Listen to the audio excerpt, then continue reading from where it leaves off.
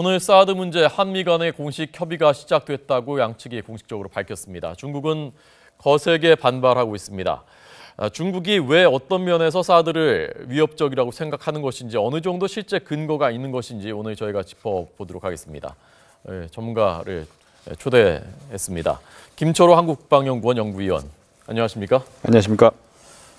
우선 이 사드라는 건 미사일을 잡는 것이지 않습니까? 북한의 그렇죠. 미사일을. 그래서 북한의 미사일이 우리가 뭐 스커드니 노동이니 무수단이니 여러 개를 들었는데 그게 어떤 차이가 있고 우리한테 어떻게 공격을 할 수가 있는 것인지를 먼저 설명을 드리는 것이 시청자 여러분들께 좋을 것 같습니다. 그걸 좀 설명을 해 주시죠. 그러니까 북한이 보유한 미사일은 우리가 토마호크나 이런 순항 미사일이 아니고 기본적으로 탄도 미사일입니다. 네네. 탄도는 곡선 궤도를 그리기 때문에 우리가 북한의 핵 개발, 핵 실험 또 이어서 그 미사일이라는 것은 그 투발 수단 아닙니까? 네. 무기화했을 때 투발 수단에 대한 그 방어형 시스템을 갖춘다는데 예.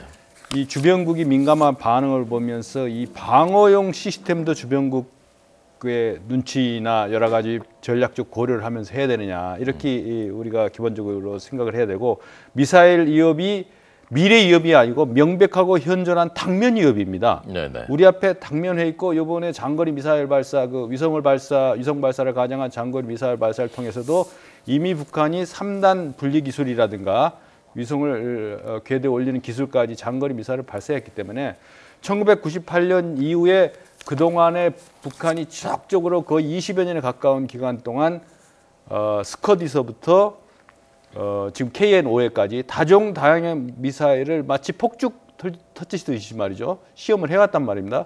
그래서 이 사드 배치를 우리가 이번에 한미 공동으로 이 당면하고 현존하는 위협에 대해서 공식 논의를 시작했다는 걸 확인한 것은 굉장히 의미가 있다. 예, 오늘 그 얘기 앞으로 할 거고요. 네. 지금 우선 시청자 여러분들의 이해를 돕기 위해서 북한의 미사일이 있지 않습니까? 그 네. 종류들을 어떻게 다른 것인지, 사거리가 어떻게 되는 것인지 그걸 먼저 좀 설명을 해 주십시오. 그렇죠. 스커드도 이제 과거 소련에서부터 온 미사일 중에서 B타입과 C타입으로 이제 업그레이드가 됐는데 그러니까 스커드가 쉽게 말하면 단거리 미사일인 거죠? 그렇죠. 이 상대적으로 봤을 때 단거리죠. 네. 300km의 사거리를 가지고 있고 스커드 C는 이제 약 500km까지 사거리가 확장되는 거고. 네. 스커드 미사일은 대부분 휴전선 부근에 배치되어 있는 게 휴전선에 맞습니까? 임접한 것이 아니고 한 거는 30에서 50km 30에서 50 정도. 후방에 이제 배치된 이렇게 벨트 형태로 이제 이렇게 쭉 휴전선 연을 선을 따라서 자기들의 전략적 필요에서 공격할 수 있는 이미 실전 배치가 돼 있습니다. 네. 400여 개가 실전. 그러니까 우리한테는 제일 가까운 자리에 단거리 미사일이니까 가까운 그렇죠. 위치에 그리고 있는 것입니다. 해외 정보 당국에 의하면 이미 중동에까지 수출했던 경력이 있는. 네. 그러니까 다양한 고장 탐구나 수리 능력까지 또는 기술 지원까지 능력을 겸비한 이미 배치가 됐죠. 네. 그 다음에 노동 미사일, 1000km 이상의 사거리를 가진 노동 미사일도 이미 배치가 됐고요. 중거리 미사일이죠. 중거리 노동 미사일은. 그리고 무수단이라고 칭하는 자, 잠깐만. 노동 미사일은 대략 휴전선에서 몇 킬로미터 정도 떨어진 곳에 배치되어 있습니까? 그러니까 사거리가 1000km라 그러니까 1000km 후방으로 이렇게 나간 게 아니고 네. 지금 일벨트라고 할 수 있는 스커드 미사일의 후방으로 바로 뒤쪽에 한 50km 내지 100km를 더 떨어져서 그러니까 한 150에서 200km 연상의 벨트 형태로 다각적 지형 지물을 고려하겠죠. 네. 그렇게 벨트가 돼 있고 그러니까 휴전선에서 150km 정도 그렇죠. 떨어진 쪽에 배치되어 그리고 있고요. 그 이후에 이제 세3의 지대라고 할 수 있는 3의 벨트 형태로 배치된 게 이제 우리가 무수단 미사일, 미사일이 한 4,000km 이상 그렇게 돼 있어요. 그러니까 북한이 사실상 언제 어디서나 김정은의 명령에 의하면은 공격을 할 수 있는 네. 북한의 시스템은 기본적으로 방어 시스템이 아니지 않습니까? 평양 지역은 방어를 하겠지만은 기본적으로 단계적으로 다종다양의 미사일을 발사했고 저기서 또 특히 유의해야 될 것은 이렇게 고정형이 아니고 이동식 발사대, 이른바 텔이라고 하죠. 예. 텔을 이동식 발사대를 가지고 장소를 수시로 변동해 가면서 전략 목표 타격이나 주요 군사기지 또 패닉 현상을 익힐 수 있는 목표를 타격할 수 있는 능력을 계속 보여줘 왔다는 거죠. 예. 자, 그래서 지금 우리가 배치하려고 하는 한반도의 주한미군에 배치되는 사드가 스커드 노동 미사일을 잡는 단거리 중거리 미사일을 잡는 시스템이라고 하는데 자 그러면 그것이 어떻게 구현이 되는지를 저희 입체 그래픽을 통해서 보여드리면서 계속해서 좀 설명을 듣도록 하겠습니다. 보시죠. 자 이게 사드하고 팩3 패트리어트를 같은 지역에 지금 위치시키겠다는 것이 기본적인 방침인 거죠? 그렇죠. 그 공격하는 미사일의 고도에 따라서 가급적 우리 그 대한민국의 영토로부터 고공에 고도가 높은 지역에서 그 근접해서 떨어지기 전에 요격을 해야 피해를 최소화할 수 있는 거 아니겠습니까? 그래서 이제 기본적으로 미사일 우리 대한민국 현재 보유하고 있는 패트리어트 2라고 하는 거 있죠. 그 미사일은 주로 항공기나 저고도로 접근하는 표적에 대한 요격이고 자, 지금 그러니까 것은 보여드리고 있는 것처럼 제일 가까운 데서 쏘는 단거리 미사일, 스커드 미사일이 발사되면 우선 저 고도, 높은 고도에서는 사드가 요격을 해서 떨어뜨리고 그렇죠. 그래서 고고도고요. 그렇죠. 만약에 요격을 사드가 못하면 그 다음에 그 팩3 패트리어트가 좀 더 낮은 고도에서 그렇죠. 저 고도는 어느 정도에서 하는 거죠? 패트리어트가 그러니까 저 패트리어트는 50km 이하에 10km부터 한 30km 정도 사이에 그 근접해서 왔을 때에 그 요격하는 미사일이 되겠죠. 그러니까 적이 어떤 탄도 미사일을 쏘냐에 따라서 또 방향에 따라서 그것을 레이더가 잡는 방법에 따라서 요격 방법도 수단도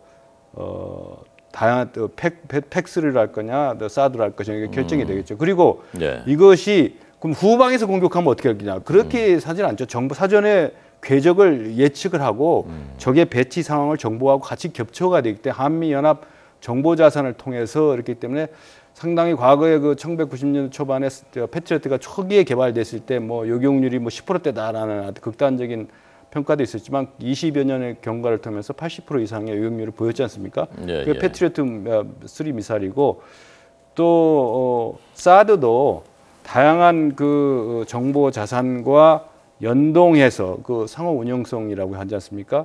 그래서 적의 예상되는 궤적에 대한 충분한 연습과 준비 태세를 갖추고 있기 때문에 군사적 효용성에 최우선을 두면은 이것은 대단한 그 군사전략적 가치가 있다 이렇게 평가됩니다.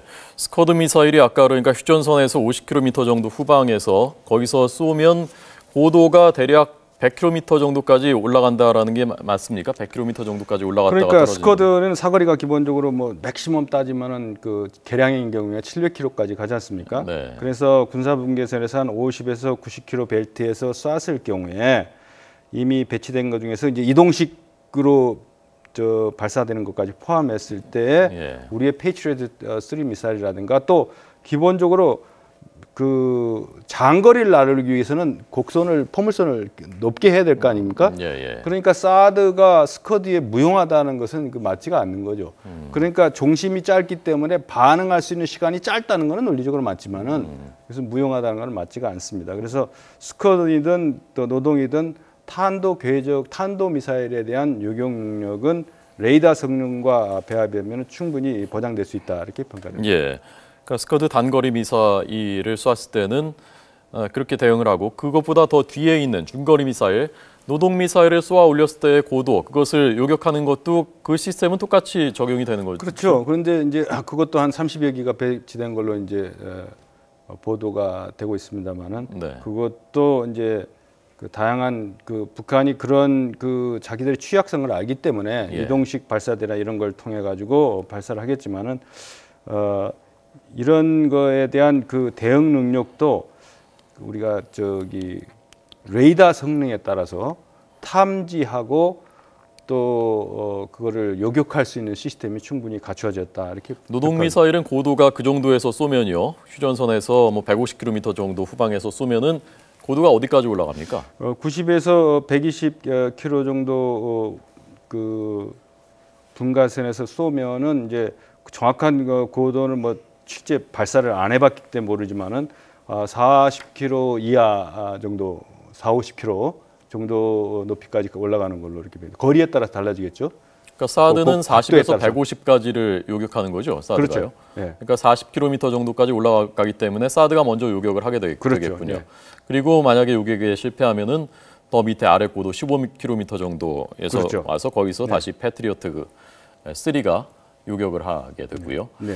노동하고 스커드를 잡는데 사드가 과연 유효하냐라는 것에 대해서 일각에서 제기하는 주장이 두 가지를 얘기하지 않습니까? 첫째는 스커드 미사일의 이른바 텀블링 현상이라고 해서 이게 곧바로 이렇게 깨끗하게 내려오는 게 아니라 좀 떨린다. 그리고 이렇게 좀 뒤틀리는 것 같은 궤적이. 그래서 정확하게 명중을 시키지 못한다라는 미국에서도 그런 얘기를 하는 과학자들이 있다고 하는데요. 그거 어떻게 보십니까? 그 창과 방패의 싸움처럼 현재 단계에서 우리 과학자들이 그 우려는 충분히 이해가 가지만은 네. 이른바 텀블링 현상이라든지 이른바 기만탄, 우리의 대응을 기만하기 위해서 디코이탄이라든가 이런 기만을 유도하는 텀블링 기술까지를 개발했느냐 여부는 추가로 확인돼요. 그렇다 하더라도 이 예의주시하는 그 예측되는 탄도하고 방향이 있지 않습니까? 예. 그거에 대한 그 기만탄 여부나 텀블링에서 오는 그런 편차 이런 거를 수정 보완해서 이것을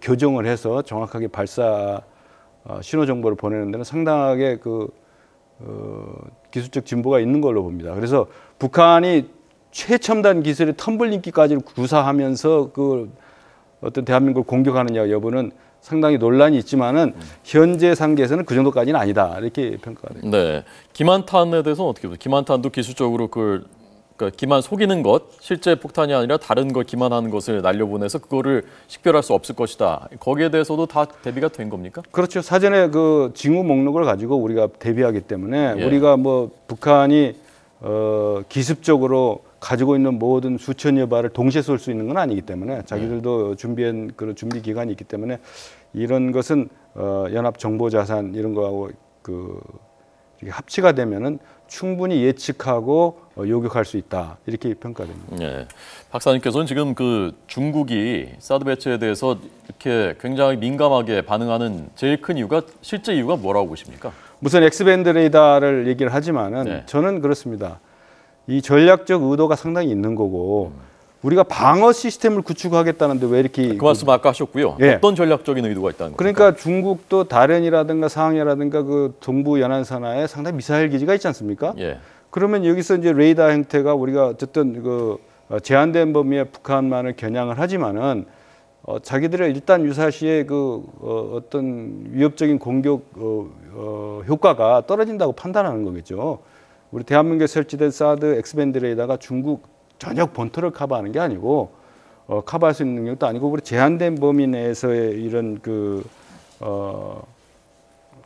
모드를 선택하기 때문에 북한의 우리는 핵심 본질은 북한의 핵 미사일 위협에 대한 대치지 중국을 겨냥한 것이 아니라는 것을 중국도 알고 있음에도 불구하고 어떤 미중 관계, 군사적 관계 속에서의 군사적 압박이라든가 남진하에서 저기들도 일정의 그 섬에다가 지대공 미사를 설치하지 않았습니까? 그런 측면에서 봤을 때 엑스밴드 레이더의 그 레이더 성능을 확대 부각함으로써 어떤 군사적 압박이라든가 외교적인 행보에 정당성을 부여하는 그런 속셈이 있지 않나 이렇게 봅니다. 그러니까 우리는 엑스밴드 레이더를 90도 각도로 해서 600km 정도까지만 종말 단계 이렇게 볼 수 있기 때문에 중국 본토까지는 뭐 미치지도 않는다라는 입장인데 중국의 주장은 이걸 언제든지 시스템을 뭐 각도도 늘리고 좀 거리도 늘리고 하는 것은 얼마든지 할 수 있고 그걸 우리가 어떻게 아느냐라는 것이지 않습니까? 거기에 대해서 어떻게? 그러니까 군사적 신뢰 프로그램 변조라든가 모드 자체를 뭐 변환할 수 있다라든가 뭐 그런 여러 가지 문제가 있지만은 예. 이거 북한이 위협에 대한 북한의 위협에 대한 우리의 대처를 중국의 논리에 의해서 그런 식으로 우리를 압박하는 것은 적절하지 않다. 그러니까 실제로 그게 가능하긴 한 겁니까? 기술적으로 뭐 언제든지 그 거리도 지금 아까 늘리고 말씀하신 하는 대로 이 종심이 짧고 탄도 미사일이 올라오는 순간도 굉장히 그 수초에 불과한 그런 아주 긴박한 순간인데 언제 한정된 지역에 대한 미사일 커버도 어려운데 모드 자체를 바꾸는 것도 상당한 많은 그 시간과 그 모드 시스템 전환하는데도 시간이 많이 걸립니다. 레이더라는 것이 실제로 어떤 정도 범위를 어디까지 탐지할 수 있는 겁니까? 이게 기본적으로 X밴드 레이더가 얘기하는 것처럼 그 8,000 내지 그 12,000MHz 장거리 주파수 대역입니다. 그래서 중국의 우려가 전혀 근거가 없다는 게 아니고 장거리 주파수 대역을 활용하기 때문에 이 전파가 장거리까지 극초단파가 아니지 않습니까? 가는 건 사실이지만은 이 미사일 중국이 나름대로 배치한 미사일 기지라든가 자기들의 그 군사적 작전 행동이 이 X밴드 레이더로 해서 노출이 될까 하는 그런 우려가 가장 크고 그걸 빌미로 해가지고 미국의 그 전략 자산 그 X밴드 레이더뿐만 아니고 각종 폭격기라든가 SLBM을 대처하기 위한 핵잠수함이라든가 지금 F-22까지 왔지 않습니까?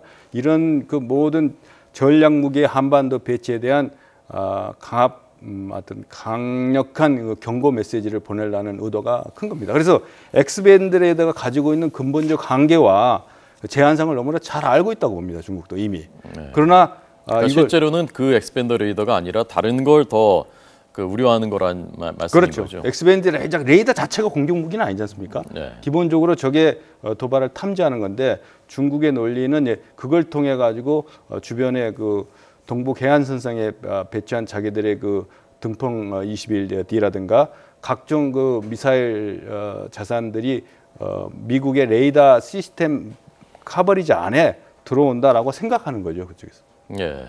근데 그런 그 레이더를 실제로 레이더보다는 실질적으로는 다른 것을 더 두려워한다는 것은 예컨대 어떤 것들을 우려하는 북한의 그 핵이나 미사일 위협이 고조됐을 때 예. 그거에 대응하기 위한 우리 대한민국과 그 한미 동맹에 의한 자의적인 방어 시스템을 구축하지 않겠습니까? 그러니까 B-2 스텔스 폭격기라든가 B-52 이런 전략 자산들이 한반도에 진출하는 그 명분과 당위성을 제공하기 때문에 이런 고대 폴밀적인 요소, 정치 군사적인 요소를 감안한 중국 왕이 외교부장도 그런 행보를 하고 있습니다만 그러한 것에 대한 나름대로의 정치 군사적인 전략적 소통 조치다 이렇게 봅니다. 예, 알겠습니다. 김철우 박사의 해설 드렸습니다. 여기까지 듣겠습니다. 고맙습니다.